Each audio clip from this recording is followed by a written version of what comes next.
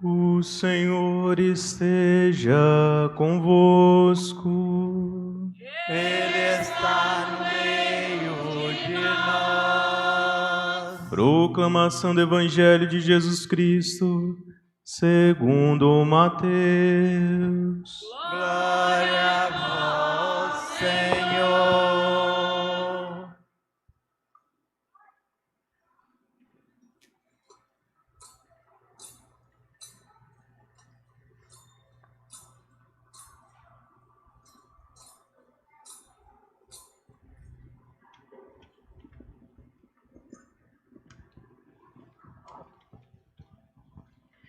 Naquele tempo, disse Jesus aos seus discípulos: Ficai atentos para não praticar a vossa justiça na frente dos homens, só para serdes visto por eles.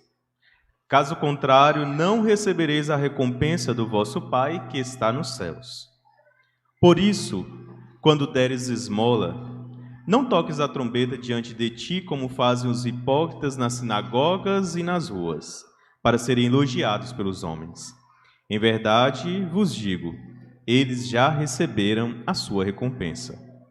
Ao contrário, quando deres esmola, que a tua mão esquerda não saiba o que faz a tua mão direita, de modo que a tua esmola fique oculta, e o teu Pai, que vê o que está oculto, te dará a recompensa. Quando orardes, não sejais como os hipócritas que gostam de rezar em pé nas sinagogas e nas esquinas das praças, para serem vistos pelos homens. Em verdade vos digo, eles já receberam a sua recompensa. Ao contrário, quando orares, entra no teu quarto, fecha a porta e reza ao teu Pai que está oculto. E o teu Pai que vê o que está escondido te dará a recompensa.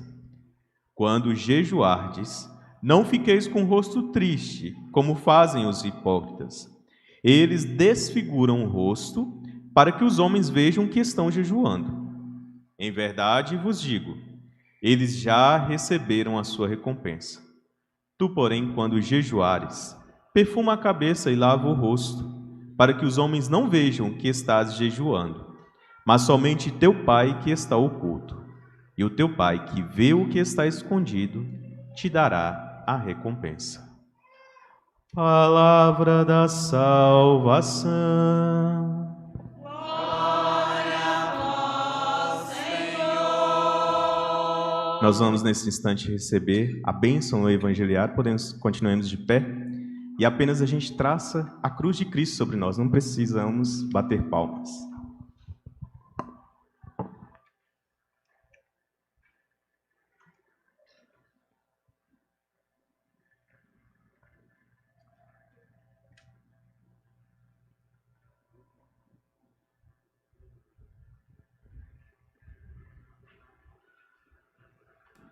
Podemos agora nos acomodar, aqueles que o podem fazer. Estimados irmãos e irmãs, celebramos a quarta-feira de cinzas.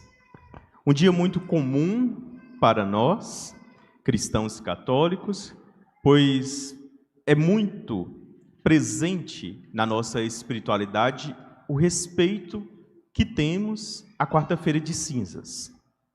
E isso acontece quase que de uma maneira natural. A gente vai percebendo a importância, vai percebendo a chegada deste dia, já nos programamos para ir à celebração, para fazermos o nosso jejum, a nossa penitência. Isso é fundamental e Deus escuta a oração de cada um de nós. Que bom que estamos aqui para podermos celebrar este dia santo a qual o nosso Senhor nos reservou. Deus se alegra muito por aceitarmos este convite à conversão. Mas é claro que essa conversão, ela começa aqui. Isto é, a quarta-feira de cinzas é o nosso primeiro passo. Passo esse que damos para nos aproximarmos do grande mistério da nossa fé. Se nós estamos iniciando uma caminhada, se nós estamos iniciando uma preparação, é porque existe algo muito maior para o qual nós voltamos o nosso coração. E é claro que não é segredo para nenhum de nós que isso é a Páscoa de nosso Senhor Jesus Cristo. São Paulo nos expressa isso na carta aos Coríntios, primeira carta aos Coríntios, capítulo 15, quando ele diz: se Cristo não tivesse ressuscitado, vã seria a nossa fé. A nossa fé, a fé cristã, é no Cristo pascal. Então, por isso, a quarta-feira de cinzas, ela é um momento fundamental para que a gente revise a nossa vida, revise a nossa existência e possa colocar os nossos propósitos diante do altar de Deus. E o principal desses propósitos é o propósito da conversão. Como o profeta Joel nos falou na primeira leitura: rasgai os vossos corações e não as vossas vestes. Diz o seguinte, a Sagrada Escritura, que em determinados momentos, as pessoas, principalmente os mais poderosos, quando eles estavam diante de uma situação calamitosa, de algo que causasse indignação diante deles, então eles rasgavam as suas vestes, porque a veste simbolizava a dignidade da pessoa. É por isso que a gente vai ver na Sexta-feira Santa que um dos gestos dos soldados é rasgar as vestes de Jesus. Eles estão tirando a dignidade, daquele que ali se coloca para ser oblação por todos nós. E aí o profeta Joel nos diz: a maior dignidade do ser humano, o local onde o ser humano coloca toda a sua potência é o seu coração. Coração, como simboliza a Sagrada Escritura, a fonte dos nossos saberes, a fonte das nossas emoções, a fonte daquilo que é a nossa existência, que hoje a gente chama de alma, chama de psicológico, mas a Sagrada Escritura chamava esta fonte o coração. E quando o profeta Joel nos lembra isso, ele está dizendo: olha, a partir de agora, o que Deus quer de cada um de nós não é mais que a gente faça ritos externos, e que esses ritos externos, eles nos causem despreocupação. Tem muitas pessoas que não só naqueles dias, mas talvez nos nossos dias também, elas vivem um tipo de religiosidade que ela é externalizadora. Ela coloca em algumas coisas o depósito da sua confiança. Faça isso, então você vai receber a bênção, Coloca a sua confiança, às vezes, na oração de outra pessoa apenas, e não coloca as suas orações diante do altar de Deus. Aquela pessoa que fala: vai lá na missa, reza lá por mim, vai lá na missa receber as cinzas por mim. Ninguém pode rezar pelo outro, pode rezar para que o outro se santifique, mas a responsabilidade sempre vai ser pessoal. Sempre vai ser de que cada um de nós faça essa experiência verdadeira com o Senhor. E a salvação, ela sim é comunitária, o Senhor oferece para todos, mas ela sempre vai ser essa resposta individual do ser humano à vontade de Deus. A liturgia de hoje nos convida a lembrarmos o quanto a nossa existência breve precisa ser permeada, precisa ser perpassada por este espírito da conversão, por este espírito da reconciliação, por este espírito do encontro verdadeiro com nosso Senhor Jesus Cristo. Por isso, quando nós recebemos as cinzas, existem duas formas do ministro, o padre, aquele que impõe as cinzas sobre nós, dizer. Primeira, aquela que falamos aqui no invitatório antes da celebração: convertei-vos e crede no Evangelho. E a gente tem que responder com convicção neste momento. Logo após aqui a homilia, nós vamos receber as cinzas sobre nós. Quando você receber as cinzas que o ministro disser a você, diga amém com força, com coragem, com fé. Você está dizendo esse sim para Deus, que eu quero me converter ao Evangelho. Mas existe uma outra fórmula também, lembrando aquilo que está no livro de Jó: tu és pó e ao pó voltará. É esta a dimensão fundante desta celebração. Por que nós começamos com as cinzas para chegar à Páscoa de nosso Senhor Jesus Cristo? É porque esse processo quaresmal é um processo de renascimento. é um processo de transformação da nossa existência. E a grande pergunta que nós deveríamos nos fazer aqui nesta noite, melhor dizendo, que nós devemos fazer aqui essa noite é: o que é preciso morrer em mim? O que é preciso tornar pó em mim para que Cristo nasça no meu coração? Para que Cristo ressurja, para que eu celebre uma Páscoa confiante e verdadeira diante de Deus? Será que é preciso vencer a preguiça? Será que é preciso vencer a imoralidade? Será que é preciso vencer a falta de fé, a falta de confiança em Deus? E tantas outras coisas que nós precisamos tornar pó para que o Senhor ressurja nas nossas vidas, para que o Senhor renasça nos nossos corações.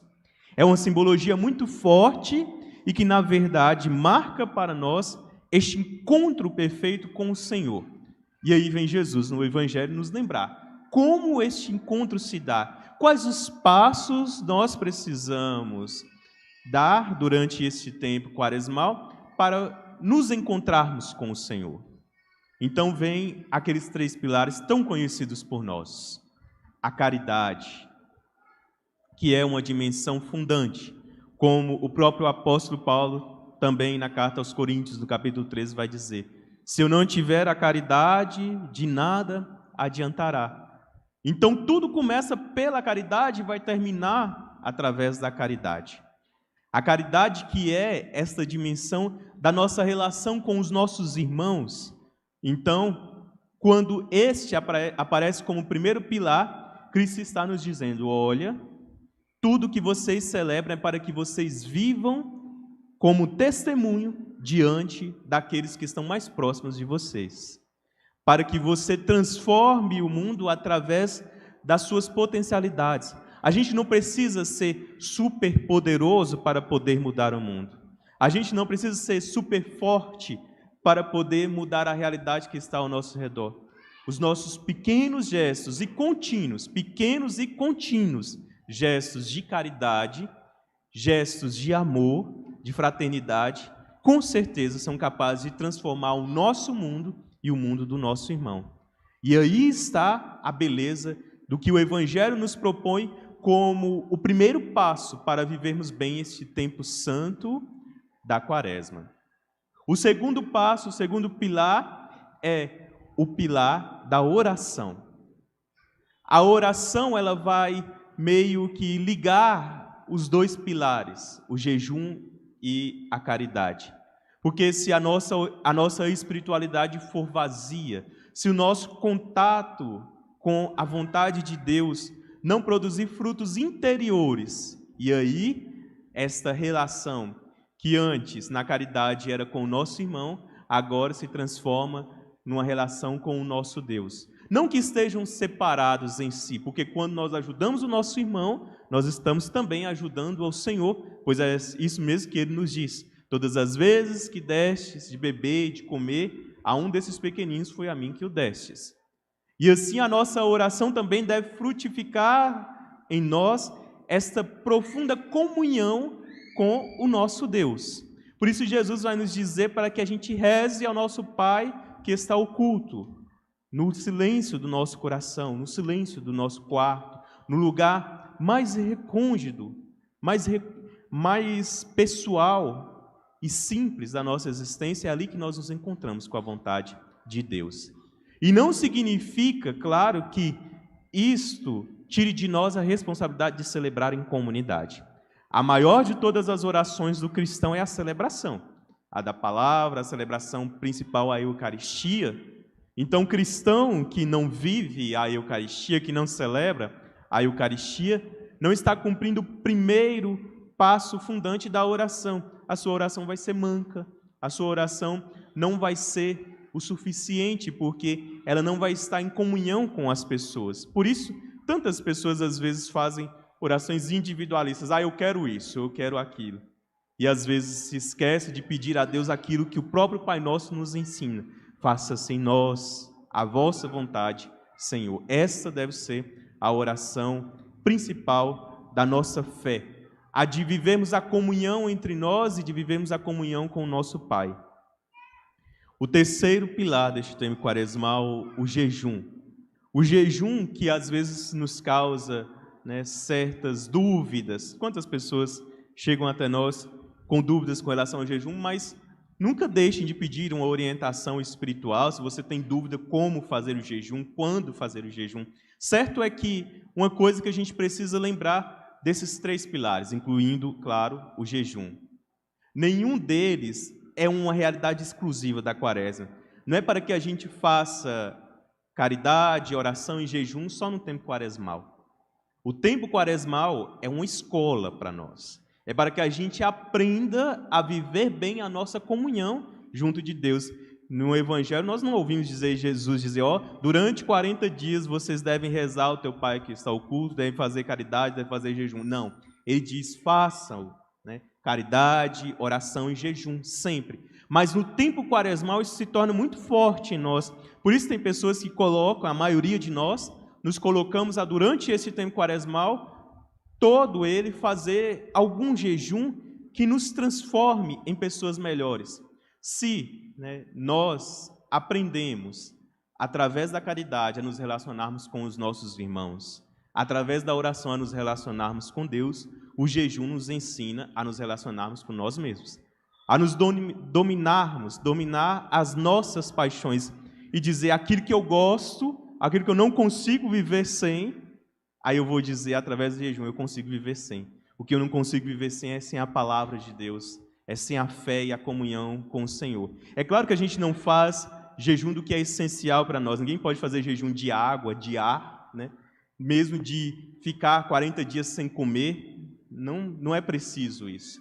Mas que a gente coloque algum alimento, alguma coisa que nos pareça muito caro, como uma forma de jejum para que a gente aprenda, melhor dizendo, a nos dominarmos, a dominar as paixões que às vezes nos orientam para caminhos errados.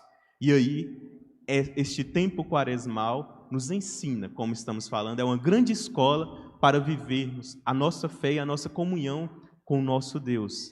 E quiçá que nós, né, façamos esta experiência de uma maneira verdadeira, de uma maneira plena. E como o próprio Cristo nos disse, não é para que as pessoas vejam, não é para que a gente se vanglorie diante dos outros. Se as pessoas verem a gente fazer a caridade por um acidente, se as pessoas sabem que a gente está fazendo jejum pela convivência nossa, não tem problema. Mas não é para a gente fazer isso para ser elogiado pelas pessoas, para que as pessoas saibam que nós estamos fazendo isso e que a gente se sinta mais santo ou melhor do que os outros. Não. É para que, diante de Deus, a gente encontre o alívio e a proteção necessária para que, como dissemos, durante este tempo quaresmal, torne-se pó, que torne-se morto aquilo que nos atrapalha de viver uma comunhão verdadeira com o nosso Deus. Que o nosso Senhor nos ajude a vivermos santamente este tempo quaresmal. E como aqui no Brasil nós temos essa oportunidade de refletir isso de maneira muito prática através da campanha da fraternidade, foi citada aqui ao início da celebração. A campanha neste ano nos lembra muito da dimensão da caridade e talvez até mesmo do jejum, né? Porque, como a gente sempre propõe, aquele jejum que eu faço, aquele jejum que eu me coloco a celebrar durante esse tempo quaresmal, que eu possa ir, né, proporcionando caridade para as outras pessoas. Se eu deixo de comer carne, não é para que chegue ao sábado santo, chegue o domingo de Páscoa, eu como toda a carne que eu não comi durante os 40 dias. Né?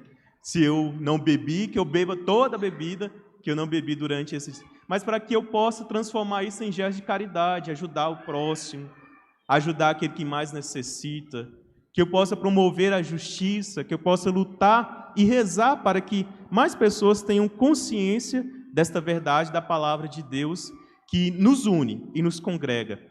Porque, como nos diz os Atos dos Apóstolos, a grande virtude dos cristãos é daqueles que se unem de tal forma que as pessoas vejam, olha como eles se amam, olham como eles são capazes de transformar a sociedade. Talvez muitas das crises que existem de fé é porque muitas pessoas já não enxergam mais em nós cristãos esses gestos de caridade, de fraternidade.